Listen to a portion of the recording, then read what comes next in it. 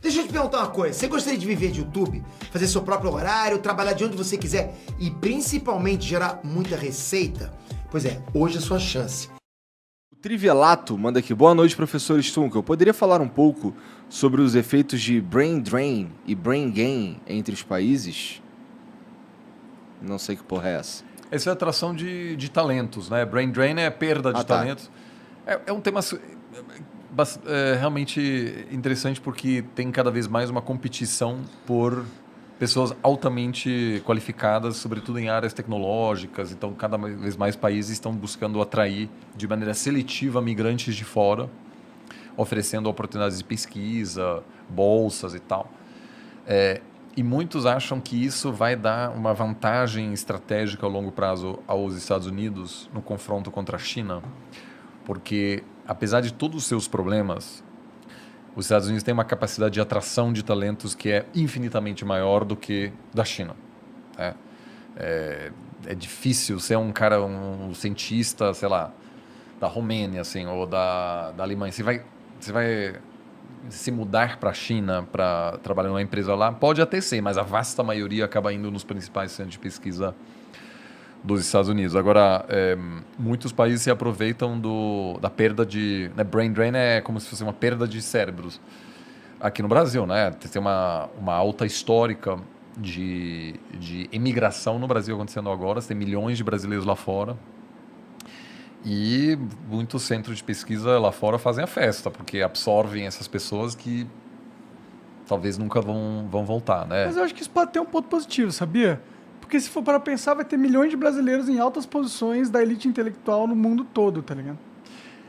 A pergunta é, esse cara estando lá, tá, muitas vezes recebendo o passaporte do país em questão, ele ainda vai de alguma forma ser um asset estratégico ou não? Em alguns casos, sim. Tem um caso incrível da Índia.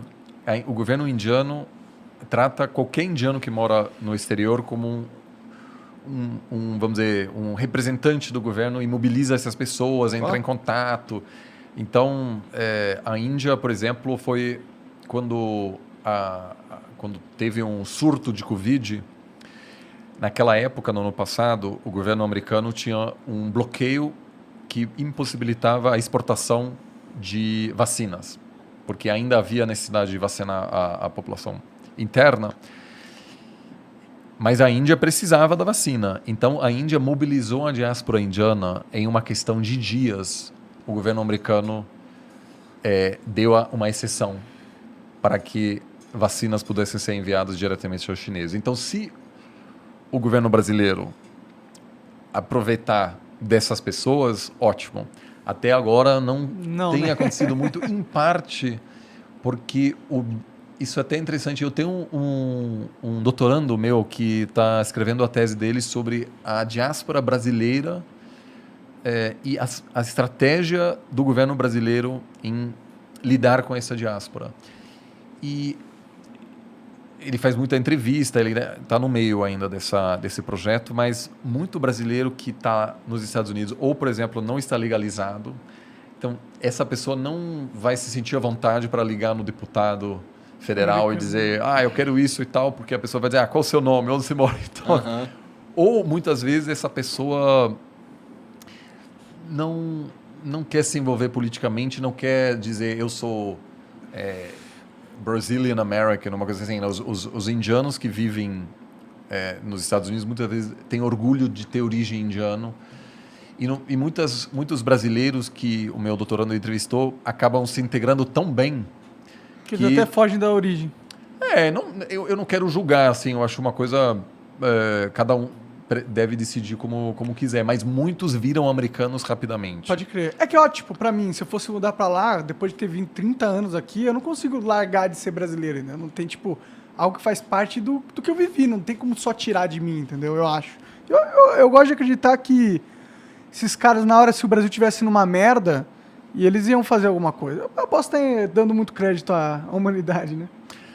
Eu sempre achei que o Itamaraty não aproveita muito dessas pessoas. Não tem um registro muito detalhado.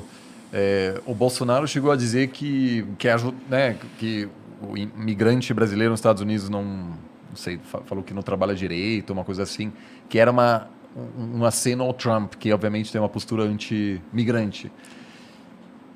Quem faz isso muito bem são os mexicanos, os colombianos, os indianos, que tem toda uma política articulada de gestão da diáspora.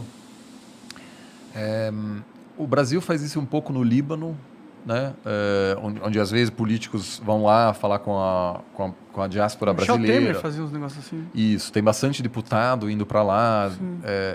Eu acho que tem potencial, sobretudo porque com a crise atual, que não vai acabar tão logo, o número de brasileiros lá fora vai aumentar muito, muito. E se o país conseguir aproveitar para que os filhos desses migrantes continuem, de alguma forma, estando à disposição para defender, vamos dizer, o interesse... Nossos interesses, né? Isso claramente seria os filhos é complicado. Porque você estava falando por exemplo, por que ainda se mantém um embargo em Cuba? Você falou que tem uma influência de famílias cubanas lá nos Estados Unidos e tudo mais. Então, assim, dá para ter influência de fato, né? Se você tiver... Tá, claro. Sobretudo porque é um país organizado dessa forma, porque, vamos ver, no Brasil isso seria muito mais difícil, assim, porque a eleição nos Estados Unidos acontece por estados. Então, se tem uma migração concentrada nesse estado, é muito mais fácil começar a ter influência política. Aqui é mais complicado. Aqui seria mais complicado. Mas tem uma concentração grande de brasileiros em Massachusetts, tá? Perto de Boston, Framingham, é incrível. Assim. Eu fui uma vez, assim, você vai num supermercado, você só ouve português. Assim, que loucura. É incrível, tem artista que vai para lá, faz show, e é gigante, assim. Flórida também muito grande. Boston também. Assim, todas essas regiões. Eu acho que teria como fazer algo mais organizado. Sem dúvida. E realmente a China está crescendo tanto, né? E está tendo tantas influências. E eu queria saber, inclusive, como que o elemento cripto joga nessas relações internacionais. Porque a gente mencionou que ele meio que tira o poder de uma moeda centralizada, que hoje é o dólar, e isso tem um papel no jogo de poder nas relações internacionais. Está tendo, os governos estão agindo, você falou que tem muita gente banindo, como que está rolando? O cripto, a princípio, eu acho que é uma ameaça ao papel do Estado, né? Porque uma das formas... assim, o Estado, a princípio, se define pela sua capacidade de manter o monopólio do uso da força no seu território, né? Isso é a definição mais básica. Mas a emissão de dinheiro é também um dos elementos centrais de que é um Estado. Então, por isso que a decisão de vários países da União Europeia em adotar o euro foi um passo tão ousado, porque a França hoje não emite mais sua própria moeda. Sim. Ela não tem mais banco central. Sim. Ela precisa, se ela quer tentar, né, convencer o Banco Europeu de aumentar juros, baixar juros, ela precisa tentar fazer essa pressão, mas não consegue, não tem mais soberania, autonomia para fazer isso. Agora, as criptomoedas tem, enfim, vários estados querem lançar, por exemplo, sua moeda virtual, mas muitas que existem hoje não são controladas por nenhum estado. Então, eu acho que em vez de afetar a relação de poder entre estados, eles podem representar em algum momento uma ameaça à autonomia dos estados, se eles de fato se tornaram relevantes. Entendi. Eu ainda acho que é nessa hora que países como Rússia, Estados Unidos, China têm o mesmo objetivo. Eles não querem abrir mão. Nenhum governo quer abrir mão disso. Tem algumas exceções. A França. El Salvador, por exemplo, sim, etc. Sim. Mas não acho que esse fenômeno será um grande benefício para um país e não para outro. Eu acho que haverá em algum momento uma tentativa dos governos em regulamentar isso para poder controlá-lo melhor. Entendi. E você acredita que eles vão conseguir regulamentar? Você acha que o futuro é cripto? Você tem alguma opinião sobre essa porra? Olha, eu acho que vai haver uma resposta das instituições estabelecidas muito forte contra. Por exemplo, El Salvador, né, na América Central, Tem a galera sugerindo para eles desistirem. é um dos países que promoveu muito, etc. E na semana passada o Fundo Monetário deu um alerta e disse, olha, se você começar a ter problemas, a gente não consegue te ajudar, etc. Então, acho que vai haver uma resposta bastante forte. Agora, sim, é muito cedo. Isso claramente não vai ter volta. Né? O Facebook, né, que é o chama Meta, tentou desenvolver uma moeda também. Então, esse é um desafio para o Estado. Os estados para todos os estados, né, que buscam controlar essas questões, mas haverá e já está tendo com as grandes empresas de tecnologia hoje outros focos de poder. Né? O Meta, Google, etc., são atores que são muito mais poderosos do que países, alguns países. Se a gente for parar para pensar, né? Como que vocês veem na academia? Vocês olham as empresas como grandes players geopolíticos já? Depende do seu olhar. Né? Se você... os realistas, eles não consideram uma empresa como o Google ser um ator tão relevante assim. Por quê? Para os realistas, o que importa é território, capacidade militar, que é além do peso econômico, mas o peso econômico, a capacidade econômica é fundamental justamente para ter capacidade militar, para financiar a capacidade militar. E aí você vê uma empresa de tecnologia, ela não tem território, ela não tem população.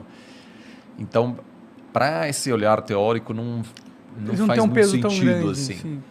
Agora, tem outros pensadores que, aos poucos, estão dizendo que as empresas eles têm uma influência enorme. Eles, na hora de construir o metaverso, por exemplo, serão espaços nos quais os estados não necessariamente têm tanta influência assim. Então, eu sim acho que é um desafio, mas a gente também está de volta na época do nacionalismo agora. Né? Alguns chamam de tecnonacionalismo, então, que as empresas, os governos querem controlar as principais empresas e as consideram como um asset estratégico. Então, por exemplo, tem algumas empresas americanas de inteligência artificial, etc. Se houvesse um investidor chinês hoje, o governo não permite mais a venda dessas empresas. Então, eu acho que o que está tendo agora é o fim dessa globalização que a gente conhecia nos últimos 30 anos, em que empresas que era totalmente perguntaram assim, desenfreada. onde eu vou produzir meu iPhone? Eu vou produzir meu iPhone num lugar mais barato onde eu consigo. Então, vamos para a China, não importa a relação política entre a China e os Estados Unidos. Eu posso construir minha produção totalmente globalizada sem me preocupar com essas coisas de geopolítica. Agora, eu acho que mudou. Então, por exemplo, a Apple começou a produzir seu iPhone também na Índia, apesar de ser mais caro do que na China, porque a Apple está começando a ter medo de uma ruptura na relação entre os Estados Unidos e a China, que um dia talvez os Estados Unidos diz, se você produz na China, você não vende mais esse produto aqui. E aí tem um plano B agora. Então, eu acho que os estados cada vez mais estão querendo controlar todas essas áreas. E o grande exemplo disso é agora a produção da vacina. A elite americana se deu conta, no meio da pandemia, que 99% dos antibióticos que os americanos tomam estão sendo produzidos na China.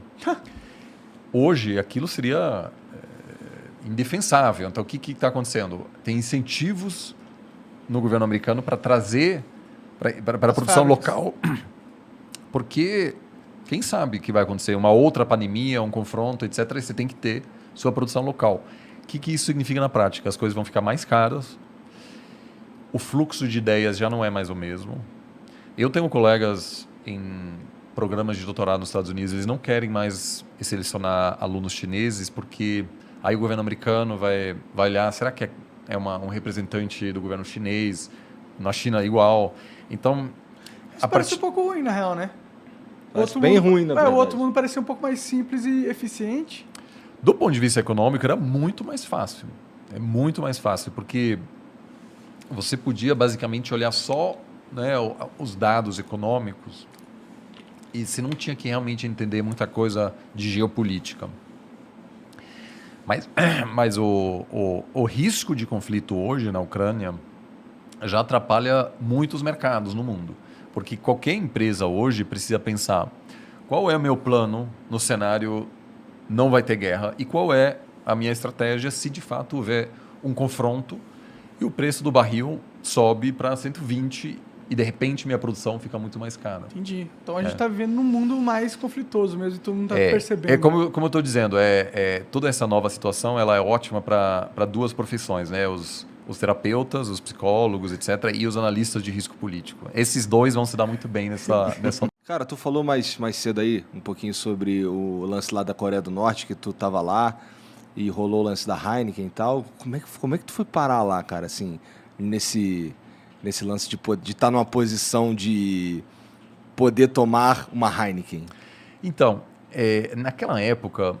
bom, primeiro eu adoro viajar para lugares um pouco diferentes, porque eu acho que o turismo internacional é algo incrível, eu acho que gerou muito recurso para populações locais, etc. Mas muitas vezes, quando você vai para um lugar onde já existe uma indústria de turismo gigante, a cultura local se perde às vezes um pouco, né? Porque, enfim, abre um Starbucks, etc. Aí você tem aí uma globalização cultural. E aí eu gosto de viajar para lugares que ainda estão um pouco, né, longe desses roteiros típicos. Tá. Então, eu queria sempre conhecer a Coreia do Norte por ser um dos países mais fechados do mundo. E naquela época o Brasil era realmente uma potência emergente. Então, Que época a gente está falando? Eu fui em 2013. Tá. Eu lembro que na volta eu voltei por Pequim. Aí eu passei um tempo na China, e aí depois eu fui para o Japão, e aí no aeroporto de Tóquio eu vi as manifestações de 2013. Aí, né, na Paulista, etc. Aí foi naquele momento que, vamos dizer, a ascensão brasileira acabou, basicamente. Porque foi a partir daquele momento que a instabilidade política e econômica se instalou e a gente ainda não saiu desse buraco. Mas até 2013, o Brasil era visto como uma potência em ascensão. Então, você dizendo, olha, eu sou pesquisador em São Paulo, eu estou numa faculdade brasileira, você conseguia ir para muitos lugares. Então, eu fui para o Sudão, para, enfim, Etiópia, para vários lugares naquela época, onde havia um interesse enorme para que o Brasil... Né? Então, eu fui com apoio também da Embaixada Brasileira, tem uma representação em Pyongyang, na capital da Coreia do Norte. Poucos países têm, aliás, os Estados Unidos não têm uma representação lá. Dando ao ponto que você falou que o Brasil tem essa capacidade de ser amigo de todo mundo, né? E eu sempre digo, o Brasil tendo uma embaixada nesses lugares, inclusive no Afeganistão, tem no Oriente Médio, enfim... É difícil você ter um país que diz não queremos uma presença diplomática do Brasil. Porque o Brasil não é uma potência ameaçadora, que até recentemente não polariza, né? E rejeita fazer parte de blocos, né? Então não fico do lado de um, do lado de outro. Então eu fui para estabelecer primeiros contatos, primeiro também para poder analisar melhor a situação. Eu estava fazendo vários trabalhos sobre a probabilidade de uma reunificação entre a Coreia do Sul e a Coreia do Norte. Então, fiz alguma pesquisa sobre a Coreia do Sul, Coreia do Norte e tive reuniões com o governo da Coreia do Norte e com algumas universidades para identificar possibilidades até de cooperação e talvez trazer alguns alunos norte-coreanos ao Brasil. Isso acabou não dando certo porque o Brasil, naquela época, estava se posicionando de uma forma mais neutra, e depois de 2014 o Brasil chegou a condenar testes de mísseis da Coreia do Norte algumas vezes na ONU, e aí a relação temporariamente piorou e eu não consegui manter esses contatos. Mas foi nesse contexto... Mas deixa eu entender um negócio, eles queriam reunificar os coreanos do Norte? Estavam buscando soluções? Não, isso é o que... Na verdade... Hoje, eu acho que nem o Norte nem o Sul quer se unificar, mas havia sempre um debate sobre um possível colapso da Coreia do Norte, Aham. que levaria à integração da Coreia do Norte à Coreia do Sul, Entendi. como na Alemanha. Agora, quem não quer essa unificação é a China. Por quê? E aí tem tudo a ver com o que eu acabei de falar. A China é uma grande potência, então ela quer controlar seu entorno para não ter uma potência forte que pode ameaçá-la, né? Só que uma Coreia unificada seria uma potência. Seria. Né? Seria uma grande potência, porque a Coreia do Sul é muito rica, então ganharia um território enorme da Coreia do Norte. Então a China faz de tudo para manter eles divididos, para justamente poder controlar melhor o seu entorno. Né? Porque a Coreia unificada teria um posicionamento geopolítico mais parecido com o do Sul, que é a parte que dominaria, é um país rico, etc. E a Coreia do Sul, obviamente, fica do lado dos americanos, que seria muito inconveniente para os chineses, e por isso os chineses bancam o regime norte-coreano. É de lá que vem as garrafinhas de Heineken também, que é a galera que vai para Pequim, enfim, enche a mala de produtos e abastece a elite norte-coreana. Entendi. Muito Cara, louco, né, é cara? complexo pra caralho isso daí, cara. Sim. Você chegou a ver um norte-coreano que não era do exército? Sim. A gente... Bom, eles... uma coisa muito importante na hora de discutir política é que a gente, às vezes, tende a achar que nosso inimigo, o país com o qual a gente não concorda, é louco, não tem estratégia. Então, você vê muito na imprensa americana, Putin é imprevisível, ninguém entende o que ele faz, nem o seu chanceler sabe o que fará. É bobagem. Pode-se discordar do que o presidente russo faz. Pode dizer, olha, é inaceitável as ameaças contra a independência ucraniana, imprensa? mas tem claramente uma série de... Tem uma lógica, né? Tem uma lógica no que qualquer governo Se não faz. tivesse, ele não estaria no poder até agora, né? Exato. É difícil manter o poder. E uma forma de... O Kim Jong-un faz? Ele precisa gerar um medo na população também, por isso que tem testes de mísseis contínuos, etc. As pessoas na Coreia do Norte temem uma possível invasão dos Estados Unidos o tempo todo, que ele justifica para se manter no poder. Diz, eu sou o cara que garante a soberania da Coreia do Norte.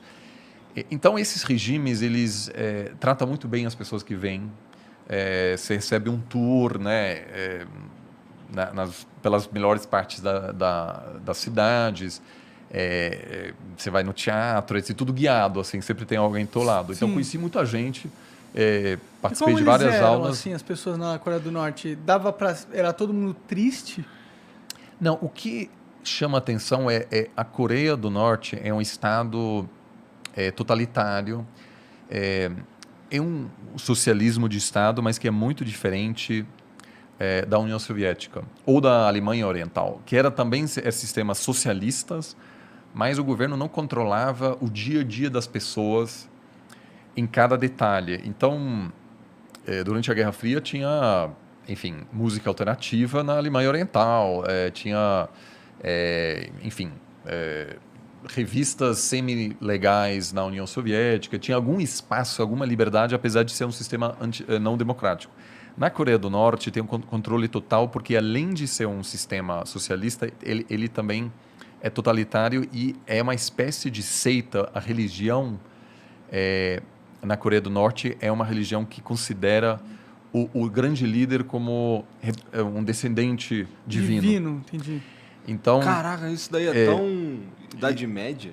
Você pega o poder da igreja pra si também, junto com o poder político. então, assim, as pessoas, todo mundo tem aqui um pinzinho, né, com a imagem do grande líder, etc. Você não pode falar mal dele. Enquanto na União Soviética, naquela época, tinha muita gente fazendo piada do governo. Você não podia fazer piada demais, era perigoso também, mas a Coreia do Norte controla também as atividades sociais. Então, por exemplo, eles me mostraram.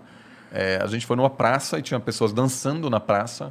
E ele falou assim, hoje é quinta-feira, então todas as pessoas que moram nesse bloco, nesse prédio aqui, eles descem para dançar.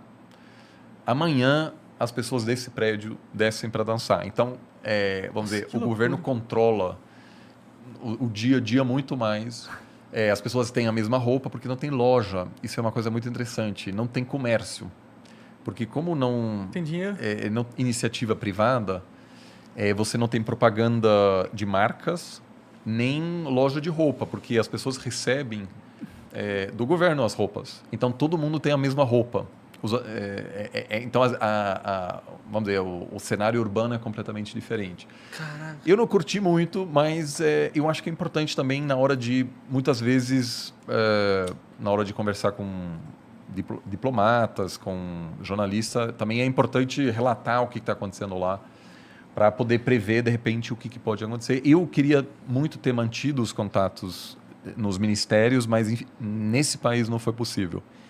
Quem sabe um dia eles não respondem meus e-mails, né? Faz tempo que eu não tento mais.